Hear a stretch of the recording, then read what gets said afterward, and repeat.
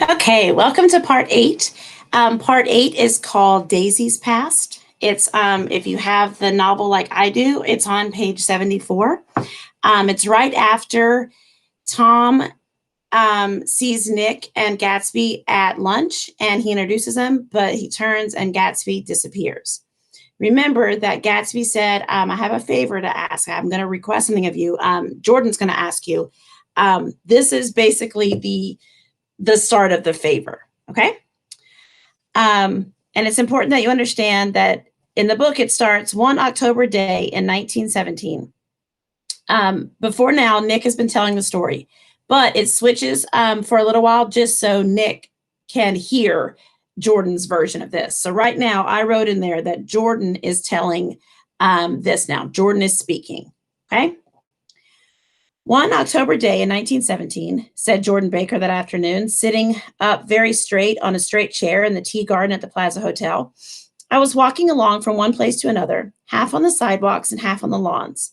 I was happier on the lawns because I had on shoes from England with rubber knobs on the soles that bit into the soft ground. I had on a new plaid skirt, also that blew a little in the wind. And whenever this happened, the red, white, and blue banners in front of all the houses stretched out stiff and said, in a disapproving way. The largest of the banners and the largest of the lawns belonged to Daisy Faye's house. She was just 18, 2 years older than me, and by far the most popular of all the young girls in Louisville. So she's going back. This is in 1918, and she is, no, yeah, 1917. Okay, sorry. Anyway, she's going back. She used to know Daisy before Daisy was Daisy Buchanan. She was Daisy Faye, and they knew each other in Louisville. Okay, so this is going to give you kind of a background of how Jordan and Daisy know each other. Jordan is talking about Daisy. She dressed in white and had a little white roadster, and all day long the telephone rang in her house, and excited young officers from Camp Taylor demanded the privilege of monopolizing her that night. Anyways, just for an hour. So she was very popular. She was very pretty. A lot of the young men wanted to date her. And when it says her white roadster, that's a car. Okay. When I came opposite her house that morning, her white roadster was beside the curb, and she was sitting in it with a lieutenant that I had never seen before. They were so engrossed in each other that she didn't see me until I was a few feet away. Hello, Jordan, she called unexpectedly. Please come here. I was flattered that she wanted to speak to me because of all the older girls, I admired her the most. She asked me if I was going to the Red Cross to make bandages. I was. Well, then would I tell them that she couldn't come that day? So Daisy is sitting in her driveway, I guess, in her car with someone from the Army, a lieutenant that Jordan never seen before. They were talking and they were very engrossed in one another. And so Daisy didn't even notice that Jordan was there. She wanted her to give a message that she wouldn't be able to come that day. This next part, I need you to highlight, underline, or mark, however you're doing. The officer looked at Daisy while she was speaking in a way that every young girl wants to be looked at some time. And because it seemed romantic to me, I have remembered the incident ever since. So Jordan walks up, Daisy's talking to Jordan, but the guy isn't even looking at Jordan. He's just looking at Daisy. And it's in such a way that Jordan remembered it. Every young girl wants to be looked at that admiringly and that just overwhelmed. So that's the way this lieutenant was looking at Daisy. Guess what? His name was Jay Gatsby. And I didn't lay eyes on him again for over 4 years. Even after I'd met him on Long Island, I didn't realize it was the same man. So 5 years ago, Jay Gatsby knew Daisy Faye back in Louisville. That was 1917. By the next year, I had a new beau myself, meaning like a boyfriend, and I began to play in tournaments, so I didn't see Daisy very often. She went with a slightly older crowd when she went with anyone at all. Wild rumors were circulating about her, how her mother had found her packing her bag one winter night to go to New York and say goodbye to a soldier who was going overseas. She was effectually prevented, but she wasn't on speaking terms with her family for several weeks. Who can we infer that soldier was? Okay, so he has to go to the war. She wants to go see him off, like in New York, because he's leaving, he's going to the war, but her parents don't allow her to. So she, kind of pitches a fit, and she doesn't talk to. Now this is just a rumor, but if it's true, it was probably Jay Gatsby, right? After that, she didn't play around with the soldiers anymore, but only with a few flat-footed, short-sighted young men in town who couldn't get into the army at all. So before, she was really popular with all the guys. Now, when this lieutenant left, she wasn't really hanging out with a lot of people. And then when he left to go to the war, she wanted to go see him and couldn't, but then she's not really hanging out with anybody. By the next autumn, this is 1918, she was gay again, gay as ever. She had a debut after the armistice, and in February, she was presumably engaged to a man from New Orleans.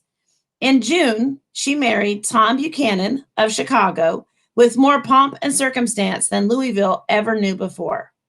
I underline that. So it takes a while, but in 1918 in June, she marries Tom Buchanan. And pomp and circumstance, you guys, it's going to explain, but this guy was wealthy. It was a big wedding. It was a big deal. He came down with 100 people and 4 private cars and hired a whole floor of the Seebach Hotel. And the day before the wedding, he gave her a string of pearls valued at $350. No, way more than that. Hold on. He gave her a string of pearls valued at $350,000. Y'all, that's a lot in my mind today for pearls, but in 1918, wow. He had some money to spend. Okay, so Jordan says, I was a bridesmaid. I came into her room half an hour before the bridal dinner and found her lying on her bed, as lovely as the June night in her flowered dress and drunk as a monkey. She had a bottle of Sauterne in one hand and a letter in the other. Congratulate me, she muttered. Never had a drink before, but oh, how I enjoy it. What's the matter, Daisy? I was scared, I can tell you. I'd never seen a girl like that before. Here, dear, she groped around in a white basket she had with her on the bed and pulled out the string of pearls. Take them down and give them back to whoever they belong to. Tell them all that Daisy's changed her mind. Say Daisy's changed her mind. She began to cry. She cried and cried. Okay, so the night before they're about to go to have this dinner, Jordan is a bridesmaid, goes and checks on her, and she's drunk. Daisy's not a drinker. She doesn't drink. She's got a bottle of liquor in one hand, and she's got a letter in another that's kind of like this, okay? Right now, we don't necessarily know what's in the letter, but let's see if that's the reason why she's in a sense giving the pearls back and saying, I've changed my mind. Tell him. Well, Jordan doesn't know what to do. I rushed out and found her mother's maid, and we locked the door and got her into a cold bath. She wouldn't let go of the letter. Okay. She took it into the tub with her and squeezed it up into a wet ball, and only let me leave it in a soap dish when she saw that it was coming to pieces like snow. So when it gets wet, it just completely disintegrates. And so we don't know what was on that letter. But she didn't say another word. We gave her spirits of ammonia and put ice on her forehead and hooked her back into her dress. And half an hour later, when we walked out of the room, the pearls were around her neck and the incident was over. Next day at 5 o'clock, she married Tom Buchanan without so much as a shiver and started off on a 3-month trip to the South Sea. Okay, so Jordan never really found out what that was about. Tom never knew. She didn't tell anybody. She just got her cleaned up. And then they got married and went on a 3-month honeymoon. I saw them in Santa Barbara when they came back, and I thought I'd never seen a girl so mad about her husband. And in this part right here, mad means like in love. She was just crazy about Tom. Okay, Jordan recognized it right away. If he left the room for a minute, she'd look around uneasily and say, "Where's Tom gone?" and wear the most abstracted expression until she saw him coming back in the door. She used to sit in the sand with his head in her lap and by the hour, rubbing her fingers over his eyes and looking at him with unfathomable delight. It was so touching to see them together. It made you laugh in a hushed, fascinated way. That was in August. So Jordan remembers when they first got married. Oh, Daisy was so in love with Tom. When he left the room, she was just like looking for him. And when they were together, she was touching him and she touched his face. And wow. Okay. That was in August. Remember, they got married in June. A week after I left Santa Barbara, Tom ran into a wagon on the Ventura Road one night and ripped a front wheel off his car. He got into an accident. The girl who was with him got into the papers too because her arm was broken. She was one of the chambermaids in the Santa Barbara hotel. So now we know that 3 months after they got married, this is when we find out that Tom has had his first affair. And Daisy finds out when the entire world finds out because he's a Buchanan, and that they're well known, so they're reported on. And he had a girl with him, a maid from the hotel, and she got into the papers too. So this is how Daisy finds out that her husband is cheating 3 months after they got married. The next April, Daisy had her little girl, and they went to France for a year. I saw them one spring in Cannes and later in Deauville, and then they came back to Chicago to settle down. Daisy was popular in Chicago, as you know. They moved with a fast crowd, all of them young and rich and wild, but she came out of it with an absolutely perfect reputation, perhaps because she doesn't drink. It's a great advantage not to drink among hard drinking people. You can hold your tongue, and moreover, you can time any little irregularity of your own so that everybody else is so blind that they don't see or care. Okay, so again, we find out Tom is a drinker and the people that hang around are drinkers, but Daisy doesn't. So because of this, she has a good reputation. She doesn't have necessarily the reputation that Tom has about cheating. Okay, and then Jordan says, perhaps Daisy never went in for any amour at all. And yet there's something in that voice of hers. So amour meaning like a secret love affair. So she hasn't cheated on Tom. Jordan doesn't think. But just the kind of the way she, and we know this, she flirts and she kind of, talks to men like that. And she appreciates that they find her attractive. But again, she hasn't had these other affairs like Tom had. Well, that was 6 weeks ago. No, sorry. Well, about 6 weeks ago, she heard the name Gatsby for the first time in years. It was when I asked you, do you remember, if you knew Gatsby in West Deck? So this is that first dinner. When he first met Jordan, he went over to Tom and Daisy's house. And remember, Daisy said, Gatsby? What Gatsby? But then it was just kind of forgotten. After you had gone home, she came into my room and woke me up and said, what Gatsby?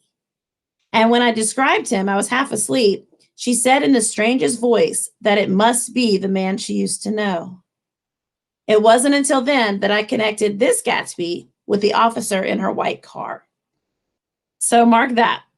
It wasn't until then that I connected this Gatsby with the officer in her white car from 4 years ago. Okay, so now there's actual proof because Jordan was there. She saw Gatsby in the car 4 years ago. And now this is the same Gatsby that, lives across the sound, the water from Daisy and Tom now. Okay. All right. So there's 3 little like stars, and this switches right at the top that now it's back to Nick telling the story. Jordan explained all that this is over tea to Nick, but now Nick is telling the story. When Jordan Baker had finished telling me all this, we had left the plaza for half an hour and were driving in a Victoria through Central Park. The sun had gone down behind the tall apartments and the movie stars of the West 50s, and the clear voices of little girls already gathered like crickets on the grass rose through the hot twilight. I'm not going to sing that, but that's the song they're singing. It was a strange coincidence, I said, but it wasn't a coincidence at all. Why not? Gatsby bought that house so that Daisy would be just across the bay.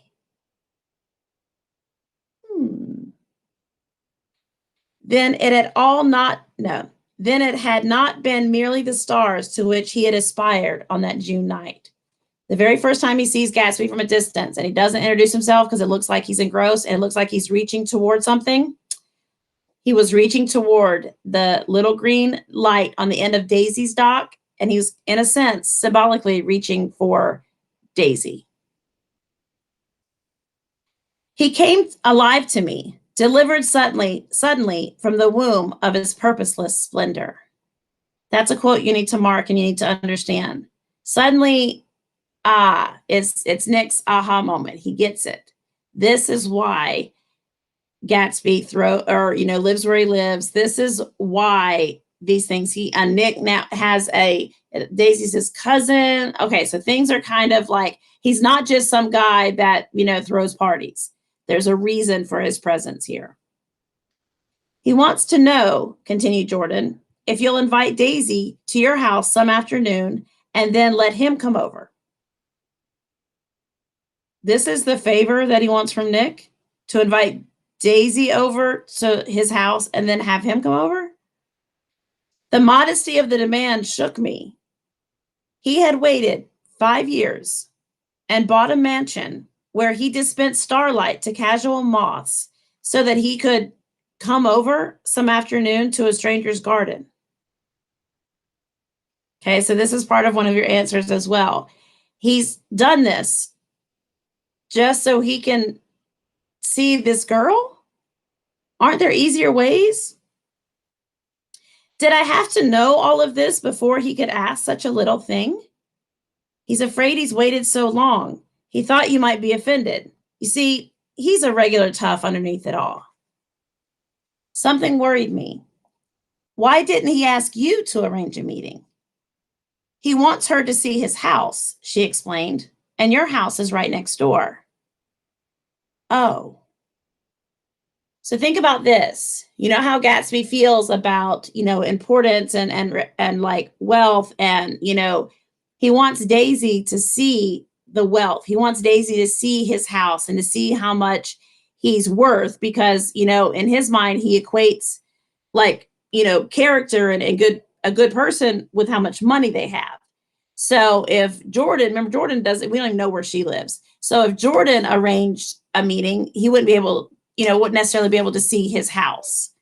Now, remember also, this is kind of improper. He can't, she's a married woman, so he couldn't just say, hey, why don't you come over, like ring her up. So this is all meticulously planned out. Gatsby has thought about this, and we know Gatsby. He's a planner. He does these things. He thinks about things before he says them. So, and then Jordan says, I think he half expected her to wander into one of his parties some night, went on Jordan, but she never did. Then he began asking people casually if they knew her, and I was the first that he found. It was that night he sent for me at his dance, and you should have heard the elaborate way he worked up to it. Of course, I immediately suggested a luncheon in New York, and I thought he'd go mad. I don't want to do anything out of the way, he kept saying. I want to see her right next door. Okay, give me 2 seconds. The puppy's whining. I need to let him out. Come on.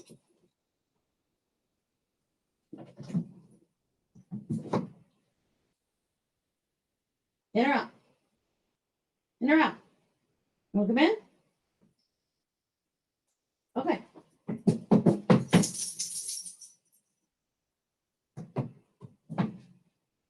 In or out? Come on.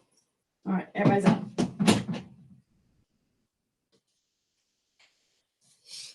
Sorry. So he's throwing these parties. He's moved, to this area because he knows she's there, and he's throwing these parties, half expecting her to come in, to one of the parties. Well, when she doesn't, he starts asking around. He finds out that Jordan is good friends with her. They knew each other in Louisville. So that's what he talks to her that first night that Nick goes to the party.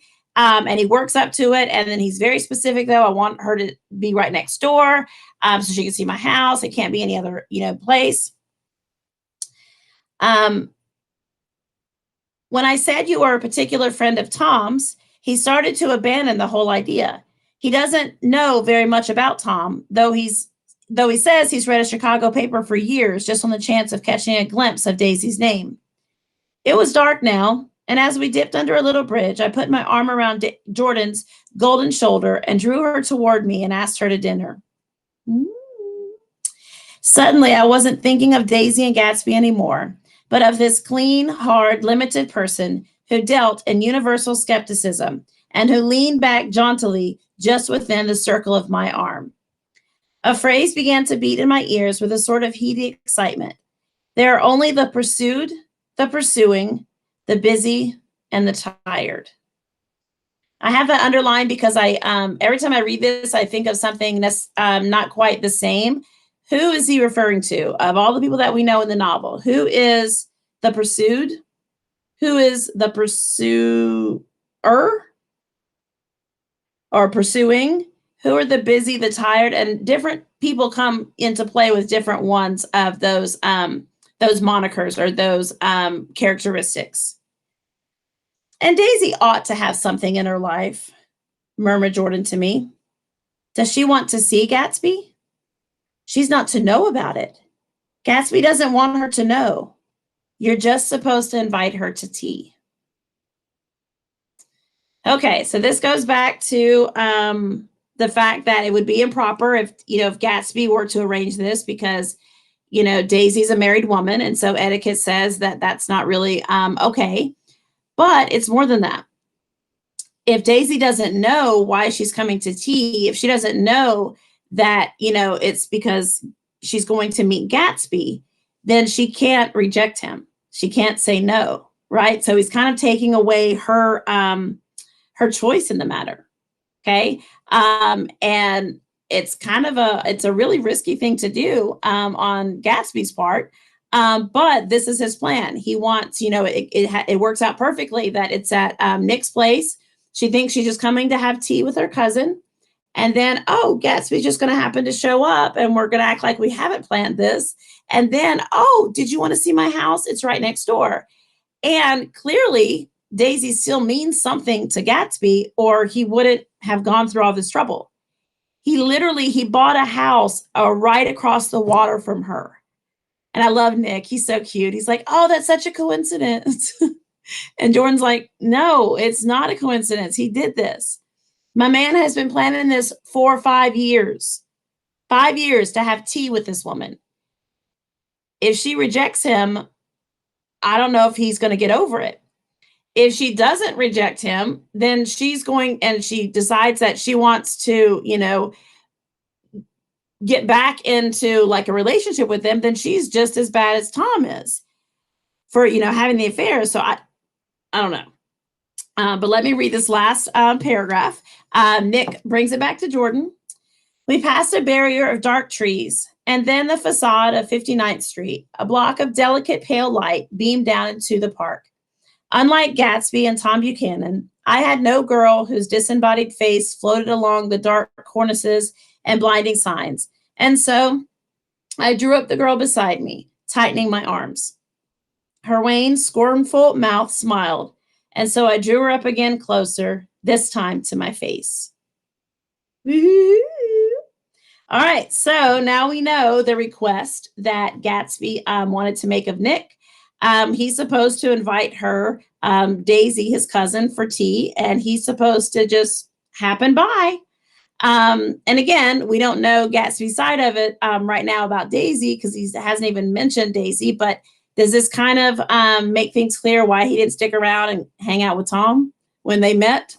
When they introduced, he did shake his hand, but then he was gone. Yeah, I mean, how do you open with, I still have, I'm holding a torch for your wife that, because I had feelings for her 5 years ago and just bought a house across from yours so that, I could be closer to her. It's not really something to bring up over lunch, right? Okay, so next time we'll do part 9. And this is my favorite title of all the parts that I named because it's called 5 Years to Wait for Tea. See you then.